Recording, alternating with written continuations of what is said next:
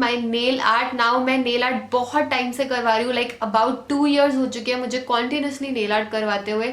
So I have been getting a lot of queries about it, और nail extensions की, nail art की।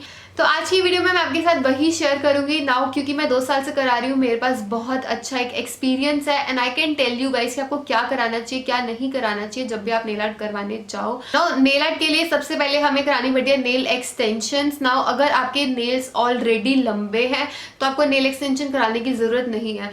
And ऐसा भी होता है कि कई बार हमारे नेल्स बाकी के लंबे होते हैं, एक आध बीच में टूट जाता है। तो अभी आज की वीडियो में मैं आपको अपनी वही एक सिचुएशन भी दिखाऊंगी। सो अभी आप इस क्लिप के अंदर देख सकते हो कि मेरा जो नेल आर्ट हुआ है उसके अंदर मेरे कुछ नेल्स लंबे हैं, कुछ नेल्स टूट चुके हैं, क्योंकि मुझे ये वाला नेल आर्ट कराए हुए 1.5 month 45 to 50 days हो चुके थे, तो इसीलिए वो रिमूव होना स्टार्ट हो गया था एंड वो टूटना शुरू हो गया था, विच इज नॉर्मल। क्योंकि अब आप जो नेल आर्ट करवाने जाते हो वो 25 to 40 days तक ईजिली चलता है। बट उसके बाद कई बार ऐसा होता है, क्योंकि मैं जिमिंग करती हूँ, मेरे को थोड़े हैवी डंबल्स उठाने होते हैं, तो उससे थोड़ा सा प्रेशर पड़ के वो वीक होने स्टार्ट हो जाते हैं और वो अपने आप निकल जाते हैं। तो एज यू कैन सी के मेरे सारे नेल्स के ऊपर एक्सटेंशन लगवाने की मुझे इतनी जरूरत नहीं थी, बट जो नेल मेरा टूट चुका था उसके ऊपर मैंने एक्सटेंशंस लगवा लिए। Now for extension there are 2 kind of extensions, एक होती है जेल, एक होती है एक्रेलिक। नाउ द डिफरेंस, मैंने कुछ ज्यादा एक्सपीरियंस नहीं किया है, मैं अपने उससे बोलूँ मुझे कुछ ज्यादा डिफरेंट नहीं लगता है, but the only fact is कि जो एक्रेलिक होता है वो थोड़ा सा हार्ड होता है और जेल जो होता है वो सॉफ्ट होता है। तो एक्रेलिक को रिमूव करते टाइम थोड़ा सा डिफिकल्ट हो जाता है, बट अगर आपका जो नेल टेक्नीशियन है अगर वो मशीन यूज कर रहा है तो वो इजीली रिमूव हो जाएगा। बट अगर वो बफर से रिमूव कर रहे हैं तो बहुत टाइम लगता है और वो आपके नेल्स को वीक भी कर सकता है, क्योंकि बार बार फ्रिक्शन हो रही है नेल के ऊपर।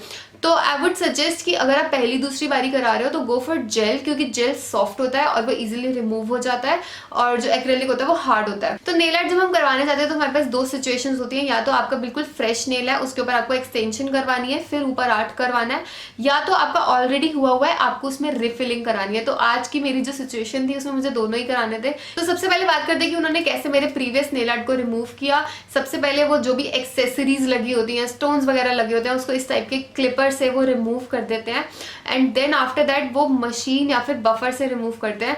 Now I would always recommend you guys कि आप जो अपने टेक्नीशियन को बोलो कि प्लीज आप मशीन से यूज करो, जैसे कि मैंने बोला था।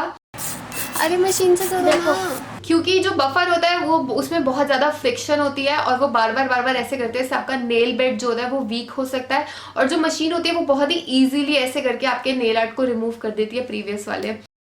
नाउ एक्सटेंशन अप्लाई करने के लिए सबसे पहले वो आपके फ्रेश नेल को थोड़ा सा बफ करते हैं, क्योंकि हमारे फ्रेश नेल बहुत ही स्लिपरी होता है, तो जब हम उसके ऊपर अगर एक्सटेंशन स्लिपरी सरफेस पे लगाएंगे तो वो स्टिक नहीं होगा अच्छे से, तो इसलिए थोड़ा सा उसको खुरदुरा करना पड़ता है। देन उनके पास बहुत सारे नेल्स होते हैं, वो आपके नेल के अकॉर्डिंग, डायमेंशन के अकॉर्डिंग सब कुछ चेक करते हैं कि आपके नेल के ऊपर कौन सी विड्थ का, कौन सी नेल आपके एक्चुअली नेल साइज के अकॉर्डिंग वो देखते हैं, विच इज रियली इंपॉर्टेंट। अगर वो नेल थोड़ा चौड़ा या फिर कम पतला लगा देंगे तो वो इजिली चिप हो जाएगा। एंड देन उसके बाद वो ग्लू की हेल्प से नेल को अच्छे से स्टिक कर देते हैं।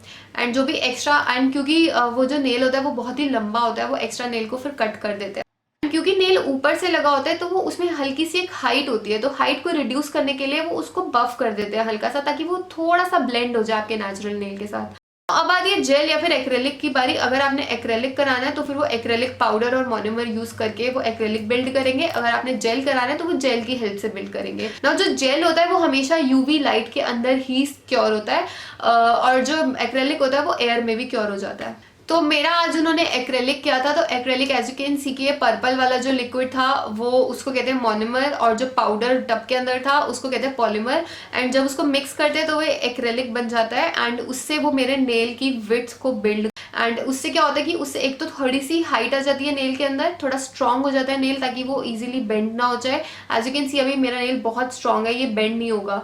एंड उससे क्या होता है, एक राउंडनेस आ जाती है नेल, एंड एक राउंडनेस भी आ जाती है नेल के अंदर, और जो फेक और रियल नेल है उसके अंदर एक ब्लेंड आ जाता है, तो उससे आप पता नहीं चलता है कि उन्होंने एक्चुअली एक नेल लगाया हुआ ऊपर। एंड नाउ एक्रेलिक अप्लाई करने के बाद they also buff it again, ताकि जो, क्योंकि वो थोड़ा सा उबड़ खाबड़ टाइप्स का होता है तो वो उसको बफ कर देता है ताकि एक स्मूथ सा सरफेस आ जाए, और जब हम नेल पेंट अप्लाई करें उसके ऊपर तो वो बहुत ही स्मूथली अप्लाई हो जाए। And see this is how my nail looks like after extension. बहुत ही गॉर्जियस लग रहे थे, मेरा तो दिल कर रहा था मैं ऐसे ही छोड़ दूं, क्योंकि ये बहुत ही प्रिटी सा न्यूड सा इफेक्ट आ रहा था. So then it's time to decide the nail color, the nail art, which is the most fun part. और मुझे ये करने में बहुत ही मजा आता है. लाइक पहला 1 घंटा जो होता है वो बहुत ही बोरिंग होता है और बहुत ही मुश्किल से बीतता है, बट आफ्टर दैट मुझे मजा आता है करवाने में. तो today I go for this pink glitter, dark pink glitter और लाइट पिंक का मैंने एक कॉम्बो करा था जो कि मुझे बहुत ही प्यारा लग रहा था. एंड क्योंकि मेरे घर में अपकमिंग फंक्शंस आ रहे हैं एंड सारे फंक्शंस में मेरे पिंक ड्रेसेस ही हैं, सो इसीलिए मैंने पिंक और इस टाइप से नेल आर्ट करवाया जो कि मेरी सारी ड्रेसेस के साथ चल जाएगा, मुझे चेंज नहीं करवाना पड़ेगा. सो ग्लिटर अप्लाई करने के लिए सबसे पहले उन्होंने बेस के ऊपर सीलर अप्लाई किया था. नाउ सीलर थोड़ा स्टिकी सरफेस देने के लिए उन्होंने अप्लाई किया था एंड उसके बाद उन्होंने ब्रश की हेल्प से ग्लिटर गिरा दी थी मेरे नेल के ऊपर और ये बहुत ही प्रिटी सी ग्लिटर लग रही थी. मुझे बहुत ही प्यारा कलर लग रहा था क्योंकि I wanted my ring finger to have that you know merge और ombre kind of a falling glitter kind of a effect चाहिए था मुझे. तो इसलिए उन्होंने ब्रश की हेल्प से उसको थोड़ा सा फेदर आउट कर दिया था ताकि एक फॉलिंग ग्लिटर सा इफेक्ट आए. एंड मेरी मिडल और इंडेक्स फिंगर के ऊपर फर्स्ट ऑफ ऑल उन्होंने बेस पे बहुत ही प्रिटी पिंक सा कलर अप्लाई किया था. तो ये जो कलर्स होते हैं these are gel nail paint से, नॉर्मल एयर में ड्राई नहीं होते. तो नेल आर्ट में जो भी प्रोडक्ट जेल से होगा वो हमेशा यूवी लैम्प के अंदर ही ड्राई होगा, चाहे वो जेल बेस हो चाहे वो नेल पेंट हो जेल, तो वो हमेशा यूवी में ही ड्राई होगा, वो वैसे नहीं ड्राई होगा. 90% जेल नेल पेंट्स जो होती हैं वो शेयर ही होती हैं, ज़्यादा कवरेज की नहीं होती हैं, तो 2-3 लेयर्स उसकी लगती ही लगती है. So that's totally fine, it's okay अगर वो 2-3 लेयर्स अप्लाई कर रहे हैं, so that's totally fine. Because so nail paint को यूवी लैम्प के अंदर ड्राई करने के बाद देन टाइम था एक्सेसरीज अप्लाई करने का. जेल भी यूज हो सकता है या फिर एक्रेलिक पाउडर भी यूज हो सकता है. जो जेल होता है अगेन उसको यूवी में ड्राई करना पड़ता है, तो वो ड्राई करते करते हाथ ऐसे लाते लाते ही वो हिल भी सकती है क्योंकि वो जेल पे ही है, अभी सूखा नहीं है. तो इसीलिए इन्होंने मेरी जो एक्सेसरी थी वो पाउडर से की थी क्योंकि पाउडर 30 सेकेंड्स के अंदर ड्राई हो जाता है इजीली. तो इसीलिए जब वो एक्सेसरीज रखते हैं वो 30 सेकंड में ड्राई हो गया. बट अगर वो जेल लगाते तो जेल को यूवी लैम्प में रखते रखते ही वो हिल जाती और वो टेढ़ी मेढ़ी ड्राई हो जाती. Again as you can see उन्होंने मेरे जो स्टोन्स थे वो भी अच्छे से जो डिजाइन मैंने उनको बताया था उसके अकॉर्डिंग उन्होंने मेरे स्टोन्स भी अच्छे से पाउडर से सिक्योर कर दिए थे. नेल आर्ट का जो प्रोसेस होता है ये बहुत ही फन सा प्रोसेस होता है, मुझे तो बड़ा मजा आता है करवाने में and I really thoroughly enjoy this process, इसलिए मैं हर बार ही करवाती हूँ. जो मेरी इंडेक्स फिंगर थी उसके ऊपर मैंने ये लेपर्ड प्रिंट करवाया था. तो लेपर्ड प्रिंट के लिए भी उन्होंने पहले जेल से वो लेपर्ड के डिजाइन क्रिएट किया था ब्लैक जेल नेल कलर से. उन्होंने पहले लेपर्ड से ब्रश से बहुत ही प्रिसाइसली बहुत ही अच्छे से और पेशेंस के साथ उन्होंने ये अच्छा सा डिजाइन क्रिएट किया था मेरे नेल के ऊपर. एंड देन उन्होंने क्या किया था कि लूज ग्लिटर को उन्होंने सीलर के साथ मिक्स कर दिया था तो ताकि वो थोड़ी सी लिक्विडिफाई हो जाए और वो इजीली डॉट डॉट क्रिएट हो जाए उसकी, क्योंकि ऐसे तो लूज ग्लिटर अप्लाई करना ईजी नहीं होता है.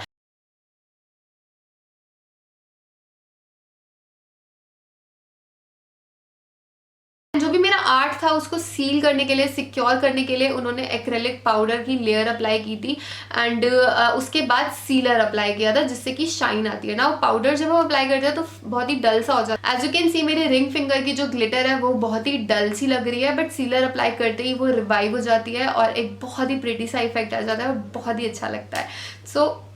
So this was the final look you guys and I love this nail art. So this was the final look you guys and I love this nail art. ये nail art मुझे बहुत ही अच्छा लगा था. जो पिंक कलर है वो बहुत प्यारा सा पिंक कलर है और विंटर्स के अंदर ये बहुत ही अच्छा लगेगा और मेरे अपकमिंग जो भी फैमिली फंक्शंस आ रहे हैं उसमें भी ये बहुत ही अच्छा लगेगा. So I'm really excited for that. तो नेक्स्ट नेल आर्ट मैं एंड ऑफ दिसंबर में जा रही हूँ करवाने के लिए. तो अगर आपको देखनी है उसकी भी वीडियो तो I would love to shoot it for you guys. मैं उस नेल आर्ट के प्रोसीजर की वीडियो दोबारा शूट कर लूँगी एंड इसी तरीके से आपको एक्सप्लेन करते हुए सारे स्टेप्स बता दूंगी. अगर आपको देखनी है वो video just let me know in the comment section below that. इस नेल आर्ट की अगर प्राइस की बात करें तो ये नेल आर्ट मेरा पूरा 2000 में हुआ था, बट अगर आप बाहर कहीं से करवाने जाते हो तो डेफिनेटली बहुत ज़्यादा पैसे लेते हैं, वो बहुत चार्ज करते हैं.